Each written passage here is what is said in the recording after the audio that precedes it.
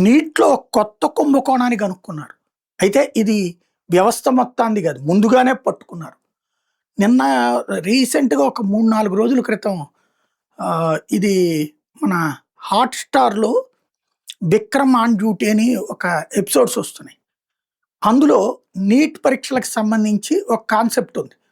అంటే నీట్ అని కాకుండా వాళ్ళు మీట్ అని పెట్టారు. మీట్ పరీక్షలకి అటెండ్ అసలు చదువు రానమ్మాయి పెద్దగా చదువు ఒక ఇంటర్మీడియేట్‌లో వీటిట్లో సెకండ్ క్లాస్ వచ్చిన అమ్మాయి ఏకంగా నీట్‌లో టాప్ ర్యాంక్ రావడం. అదే సందర్భంలో నంబర్ 1 వచ్చినటువంటి అమ్మాయి అందులో ఫెయిల్ కావటం. దీని మీదన అతను ఎంక్వైరీ చేస్తాడు. ఆ సూసైడ్ వ్యవహార నేపథ్యంలో ఆ ఎంక్వైరీలో తేలిందేంటంటే మీట్ పరీక్షలలో వేరే వాళ్ళని అంటే బాగా చదువుకున్న పిల్లల చేత రాయిపిచ్చి చదువు సరిగ్గా లేనటువంటి పిల్లలతో మేనేజ్ చేస్తున్నారు.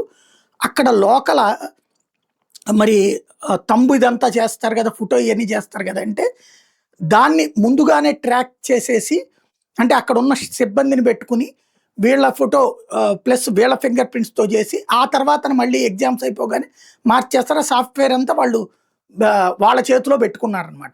వాళ్ళే అంతకుముందు నీట్‌లో పనిచేసినటువంటోళ్ళు అన్నటువంటిది. ఇది ఫిక్షన్‌గా ఉంది. భలేగా అంటే ఇప్పుడు ఈ నీట్ పరీక్షల సందర్భంలో భలే తీశారులే నీట్ లీకేజ్ సందర్భంలో అనుకున్నా. అయితే మొన్న జరిగింది లీకేజీ కాదు.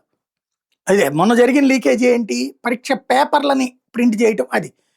ఆ వివాదం టైంలో ఇది తీశారులే అనుకున్నాం. కానీ ఇప్పుడు బీహార్‌లో ఉన్నటువంటి ఏదైతే ఆహ్, సరాయ్ ప్రాంతంలో జరిగినటువంటి కొత్త విశేషం ఏంటి అంటే పరీక్ష హాల్‌లోకి డూప్లికేట్ వాళ్ళని పంపించారు. అంటే ఒకళ్ళ పేరుతో ఇంకొకళ్ళు రాస్తారు.